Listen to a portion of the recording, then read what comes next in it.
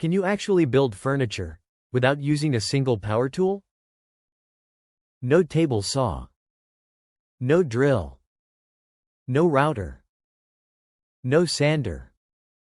Nothing with a motor. It sounds almost impossible today. But here's the crazy part. Woodworkers built incredible furniture for hundreds of years before electricity even existed. So today, I'm putting myself to the test. I'm building an entire piece of furniture using only hand tools. Every cut. Every joint. Every hole. Every bit of sanding. Done the old-fashioned way.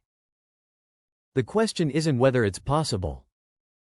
The question is, would anyone actually want to do it?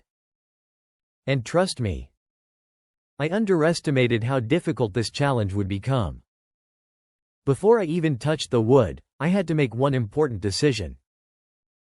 What project should I build? It needed to be simple enough to finish, but challenging enough to prove that hand tools can still create real furniture. After a lot of thinking, I settled on a small side table. Simple design. Solid joinery. Plenty of opportunities to compare hand tools with modern woodworking methods. Now came the part one was least excited about. Cutting the lumber. Normally I'd reach for a table saw or circular saw. Today? Just a handsaw. Within the first few minutes, I learned something.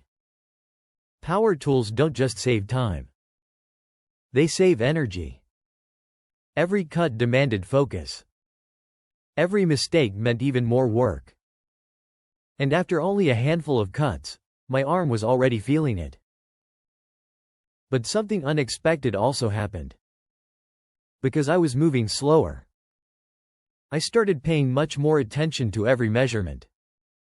Every layout line. Every cut. Instead of rushing through the process, I was thinking ahead. That's something power tools sometimes encourage us to forget. Next came shaping the parts. Without a powered planer or sander, everything depended on hand planes, chisels, and patience. Lots of patience. Some boards became beautifully smooth. Others reminded me just how much skill traditional woodworking actually requires. At this point, I had a whole new level of respect for historical furniture makers. Then came joinery. This was the moment I had been both excited and slightly terrified about.